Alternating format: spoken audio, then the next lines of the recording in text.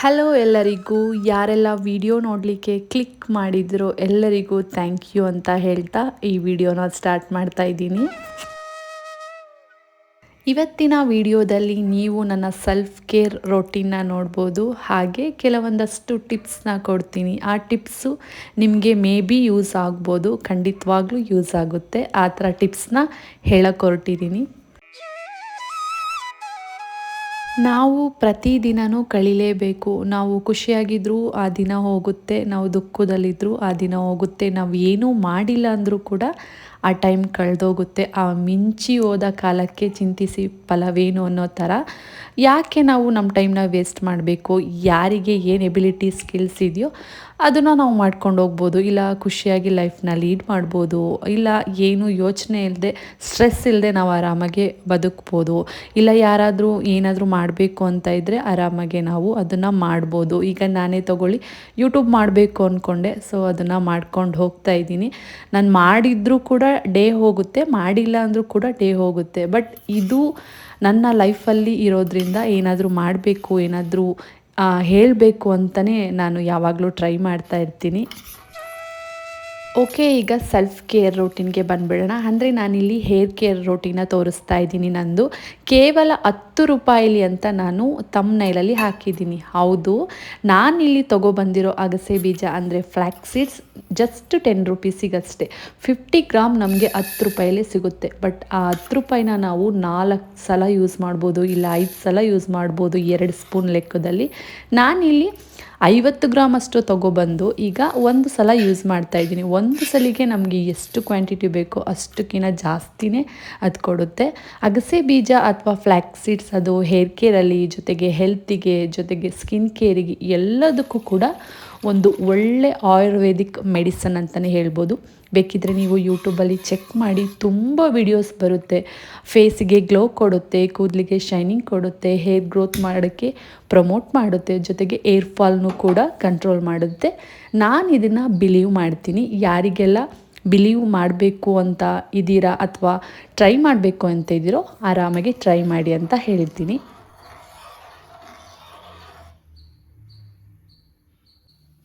ಒಂದು 2 ಸ್ಪೂನ್ ಆಗೋಷ್ಟು ಫ್ಲ್ಯಾಕ್ಸ್ ಸೀಡ್ಸ್ನ ತೊಗೊಂಡು ಅದಕ್ಕೆ ಸ್ವಲ್ಪ ಜಾಸ್ತಿ ಪ್ರಮಾಣದಲ್ಲಿ ನೀರು ಹಾಕ್ಕೊಂಡು ಒಂದು 10 ನಿಮಿಷ ಮೀಡಿಯಮ್ ಫ್ಲೇಮಲ್ಲಿ ಕುದಿಸ್ಕೊಂಡ್ರೆ ಆ ಒಂದು ಜೆಲ್ ಅಥವಾ ಒಂದು ಹೇರ್ ಮಾಸ್ಕ್ ರೆಡಿಯಾಗಿಬಿಡುತ್ತೆ.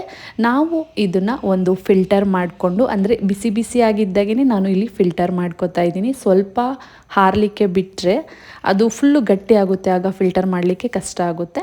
ಹಾಗಾಗಿ ಬಿಸಿ ಇದ್ದಾಗೆ ನಾನಿಲ್ಲಿ ಫಿಲ್ಟರ್ ಮಾಡ್ಕೊತಾ ಇದ್ದೀನಿ.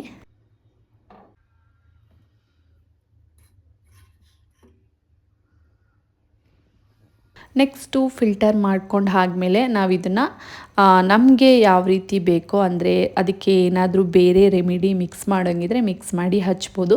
ಇಲ್ಲ ಖಾಲಿ ಆ ಒಂದು ಜೆಲ್ ಏನಿರುತ್ತೆ ಅದನ್ನು ನಾವು ಸ್ಕ್ಯಾಲ್ಪಿಗೆ ಹಚ್ಕೋಬೋದು, ಏನೂ ತೊಂದರೆ ಇಲ್ಲ. ಜೊತೆಗೆ ಇದನ್ನು ನಾವು ರೆಫ್ರಿಜರೇಟರಲ್ಲಿ ಅಂದರೆ ಫ್ರಿಡ್ಜಲ್ಲಿ 15 ದಿನದವರೆಗೂ ನಾವು ಸ್ಟೋರ್ ಮಾಡಿ ಇಟ್ಟು ಯೂಸ್ ಮಾಡ್ಬೋದು, ಯಾವುದೇ ತೊಂದರೆ ಆಗೋದಿಲ್ಲ. ಬಟ್ ರೂಮ್ ಟೆಂಪ್ರೇಚರಲ್ಲಿ ಇಟ್ಟರೆ ಸ್ವಲ್ಪ ಹಾಳಾಗುತ್ತೆ, ಬಟ್ ಫ್ರಿಡ್ಜಲ್ಲಿಟ್ಟರೆ ಓಕೆ. ನಾನು ಇದಕ್ಕೆ 2 ಸ್ಪೂನ್ ಆಗೋಷ್ಟು ಹರಳೆಣ್ಣೆ ಅಂದರೆ ಕೈ ಎಣ್ಣೆ, ಕ್ಯಾಸ್ಟ್ರಾಯಿಲ್ ಆಯಿಲ್ನ ಮಿಕ್ಸ್ ಮಾಡ್ಕೋತಾ ಇದ್ದೀನಿ. ಯಾರಿಗೆಲ್ಲ ಈ ಆಯಿಲ್ನ ಡೈರೆಕ್ಟಾಗಿ ಹಚ್ಚಲಿಕ್ಕೆ ಇಷ್ಟ ಆಗೋಲ್ಲ, ಅಂದರೆ ಈ ಆಯಿಲ್ ಮಂದ ಅಥವಾ ತಿಕ್ನೆಸ್ ಇರುತ್ತಲ್ಲ, ಹಾಗಾಗಿ ಈ ಆಯಿಲಿಗೆ ಮಿಕ್ಸ್ ಮಾಡಿಕೊಂಡು ಹಚ್ತಾ ಇದ್ದೀನಿ. ಅದು ಕಂಪ್ಲೀಟ್ ಟೆಕ್ಸ್ಚರೇ ಚೇಂಜ್ ಆಗುತ್ತೆ ನಾವು ಮಿಕ್ಸ್ ಮಾಡಿಕೊಂಡ್ರೆ. ನೀವು ನೋಡ್ತಾ ಇರ್ಬೋದು.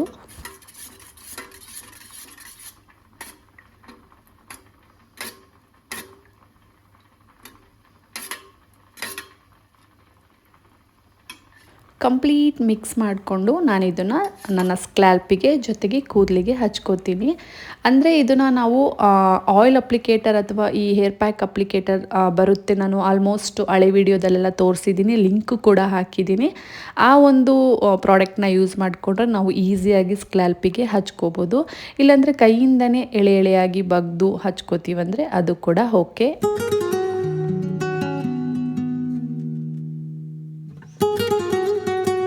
ಬಟ್ ಏನೇ ಮಾಸ್ಕ್ ಆಗಲಿ ಏನೇ ಆಯಿಲ್ ಆಗಲಿ ಯಾವುದೇ ಒಂದು ಪ್ರಾಡಕ್ಟ್ ರೆಮಿಡಿ ಹೋಮ್ ರೆಮಿಡಿ ಏನೇ ಆದರೂ ಕೂಡ ನಾವು ಹಚ್ಚೋದಕ್ಕಿಂತ ಮುಂಚೆ ಸ್ವಲ್ಪ ಕೂದಲಲ್ಲಿರೋ ಸಿಕ್ಕನ್ನ ತೆಗಿಬೇಕು. ಇಲ್ಲಾಂದರೆ ಅದು ಹೇರ್ ವಾಶ್ ಟೈಮಲ್ಲಿ ಇನ್ನೂ ಜಾಸ್ತಿ ಹೇರ್ ಫಾಲ್ ಆಗೋ ಚಾನ್ಸಸ್ ಇರುತ್ತೆ.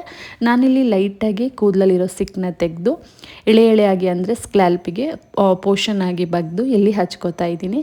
ಕಂಪ್ಲೀಟ್ ಹಚ್ಕೊಂಡು ನಾವು ಹಚ್ಚೋ ಟೈಮಲ್ಲೇ ಮಸಾಜ್ ಕೊಟ್ಟರೆ ಸಾಕು. ಆಮೇಲೇನು ಮಸಾಜ್ ಕೊಡಬೇಕನ್ನೋ ಅವಶ್ಯಕತೆ ಇರೋದಿಲ್ಲ.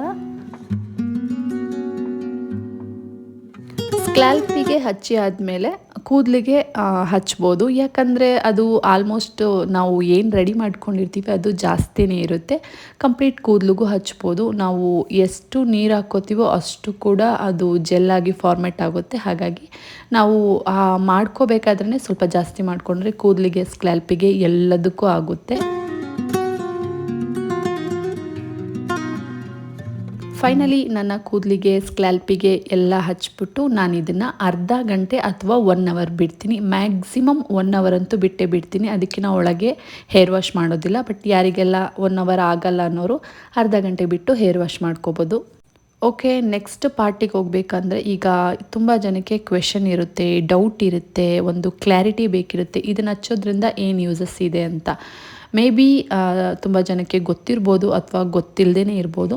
ಇದು ಹಚ್ಚೋದ್ರಿಂದ ಸ್ವಲ್ಪ ಏರ್ ಫಾಲ್ ಕಂಟ್ರೋಲ್ ಆಗುತ್ತೆ. ಹಾಗೆ ಕೂದಲು ಸ್ವಲ್ಪ ಸಾಫ್ಟು ಜೊತೆಗೆ ಶೈನಿ ಬರುತ್ತೆ. ಹಾಗೆ ಒಂಥರ ಕೂಲಿಂಗ್ ಎಫೆಕ್ಟ್ ಥರ ಅನಿಸುತ್ತೆ. ಖಂಡಿತವಾಗ್ಲೂ ಇದನ್ನು ನೀವು ನಿಮ್ಮ ಹೇರ್ ಕೇರ್ ರೋಟೀನಲ್ಲಿ ವಾರಕ್ಕೆ 2 ಸಲ ನೀವು ಇದನ್ನು ಏನಾದರೂ ಅಪ್ಲೈ ಮಾಡ್ತಾ ಬಂದರೆ ಆ ರಿಸಲ್ಟ್ ನಿಮಗೆ ಗೊತ್ತಾಗ್ಬೋದು.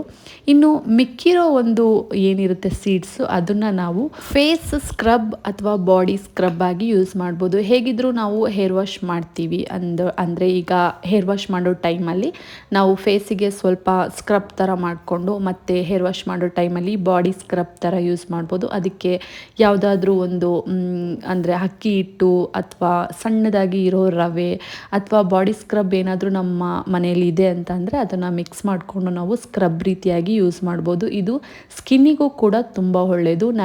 ನಾನಿಲ್ಲಿ ಫೇಸ್ ಸ್ಕ್ರಬ್ ಆಗು ಯೂಸ್ ಮಾಡ್ತೀನಿ, ಜೊತೆಗೆ ಹೇರ್ ವಾಶ್ ಟೈಮಲ್ಲಿ ಅಂದರೆ ಬಾಡಿ ಸ್ಕ್ರಬ್ ಆಗಿನೂ ಯೂಸ್ ಮಾಡ್ತೀನಿ. ಅದಕ್ಕೆ ನಾನಿಲ್ಲಿ ಸ್ವಲ್ಪ ಮನೆಯಲ್ಲೇ ಇರುವಂಥ ಅಕ್ಕಿ ಹಿಟ್ಟು ಮತ್ತು ರಾಗಿ ಹಿಟ್ಟನ್ನು ಮಿಕ್ಸ್ ಮಾಡ್ಕೊಂಡಿದ್ದೀನಿ. ಅದು ಸ್ವಲ್ಪ ತರಿಯಾಗಿ ಇದೆ, ಹಾಗಾಗಿ ಅದನ್ನು ಮಿಕ್ಸ್ ಮಾಡಿಕೊಂಡು ಬಾಡಿ ಸ್ಕ್ರಬ್ ಆಗಿನೂ ಯೂಸ್ ಮಾಡ್ತೀನಿ.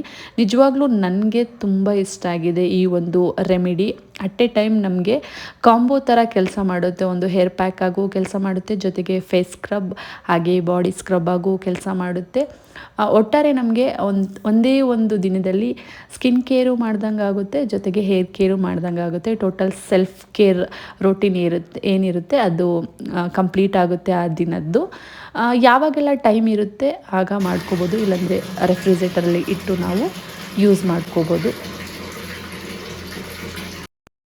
ಇದು ನನ್ನ ಇವತ್ತಿನ ದಿನದ ರೋಟೀನ್ ಆಗಿತ್ತು. ಹಾಗೆ ಇನ್ನೊಂದು ವಿಷಯನ ಶೇರ್ ಮಾಡ್ಕೋಬೇಕು ನಾನಿಲ್ಲಿ. ಈ ವಿಡಿಯೋನ ಯಾರೆಲ್ಲ ನೋಡಿ ಇಷ್ಟಪಡ್ತಾ ಇದ್ದೀರಾ ಅವರು ನಿಮ್ಮ ಫ್ರೆಂಡ್ಸ್ ಅಥವಾ ಫ್ಯಾಮಿಲಿಗೆ ಯಾರಿಗಾದರೂ ಶೇರ್ ಮಾಡಿರೋ ಡೀಟೇಲ್ಸ್ ಅಂದರೆ ಒಂದು 5 ಜನಕ್ಕೆ ಅಥವಾ 10 ಜನಕ್ಕೆ ಶೇರ್ ಮಾಡಿ ಇದೇ ಒಂದು ವಿಡಿಯೋ ಕೆಳಗೆ ಕಮೆಂಟ್ ಮಾಡಿ ನಿಮ್ಮ ಹೆಸರನ್ನ ಹಾಗೆ ನಾನು ಶೇರ್ ಮಾಡಿದ್ದೀನಿ ಅಂತ.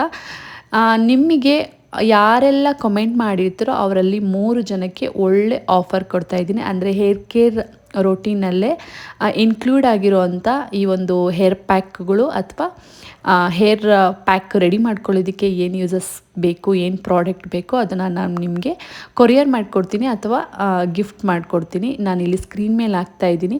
ಯಾರಿಗೆಲ್ಲ ಪ್ರಾಡಕ್ಟ್ಸ್ ಬೇಕು, ಜೊತೆಗೆ ನನ್ನ ವಿಡಿಯೋ ರೆಗ್ಯುಲರಾಗಿ ನೋಡ್ತಾ ಇದ್ದೀರಾ, ನೀವು ವಿಡಿಯೋನ ಶೇರ್ ಮಾಡಿ ನಿಮ್ಮ ಹೆಸರನ್ನ ಕಮೆಂಟ್ ಮಾಡಿ ನಾನು ಶೇರ್ ಮಾಡಿದ್ದೀನಿ ಅಂತ ನೀವು ಡೀಟೇಲ್ಸ್ ಕೊಟ್ಟರೆ ಕೊನೆಗೆ ನಾನು ನೆಕ್ಸ್ಟ್ ವೀಕ್ ಇದೇ ಗುರುವಾರ ಅಥವಾ ಶುಕ್ರವಾರ ಯಾರೆಲ್ಲ ಕಮೆಂಟ್ ಮಾಡಿದ್ರೋ ಅವರಲ್ಲಿ 3 ಜನನ ಸೆಲೆಕ್ಟ್ ಮಾಡಿಕೊಂಡು ಅವರಿಗೆ ನನ್ನ ಕಡೆಯಿಂದ ಆಫರ್ ಕೊಡ್ತಾ ಇದ್ದೀನಿ. ಅಂದರೆ ಕೊರಿಯರ್ ಮಾಡಿಕೊಡ್ತೀನಿ.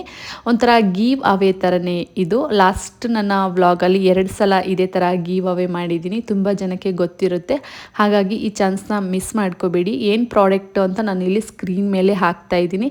ಇದರಲ್ಲಿ ಯಾವ್ದು ಬೇಕೋ ನಿಮಗೆ ಅದನ್ನು ನಾನು ಕೊರಿಯರ್ ಮಾಡಿಕೊಡ್ತೀನಿ. ಅಂದರೆ ಅದು ಪ್ರಮೋಷನ್ ಅಂತ ಅಲ್ಲ, ಯಾವ ಪ್ರಮೋಷನ್ ವಿಡಿಯೋನೂ ನಾನು ಮಾಡ್ತಾ ಇಲ್ಲ. ಜಸ್ಟ್ ನನ್ನ ಒಂದು ಸೆಲ್ಫ್ ಕೇರ್ ರೊಟೀನ್ ಹಾಗೆ ನನ್ನ ಒಂದು ಏನಿದೆ ಡೈಲಿ ಬ್ಲಾಗ್ ಅದನ್ನು ಅಪ್ಲೋಡ್ ಮಾಡ್ತಾ ಇದ್ದೀನಿ. ಸೊ ಯಾರಿಗೆಲ್ಲ ಇಷ್ಟ ಆಯಿತು, ಯಾರೆಲ್ಲ ಶೇರ್ ಮಾಡಿದ್ರಾ ಕಮೆಂಟ್ ಮಾಡಿ. ಈ ವಿಡಿಯೋ ನಿಮಗೆ ಇಷ್ಟ ಆಗಿರ್ಬೋದು ಅನ್ಕೋತೀನಿ. ಆ್ಯಂಡ್ ಯೂಟ್ಯೂಬ್ ಬಗ್ಗೆ ತುಂಬ ಜನ ಕ್ವೆಶನ್ ಕೇಳ್ತಾ ಇದ್ರ, ಅದು ಕೂಡ ನೆಕ್ಸ್ಟ್ ವ್ಲಾಗಲ್ಲಿ ತಿಳಿಸೋದಕ್ಕೆ ಟ್ರೈ ಮಾಡ್ತೀನಿ.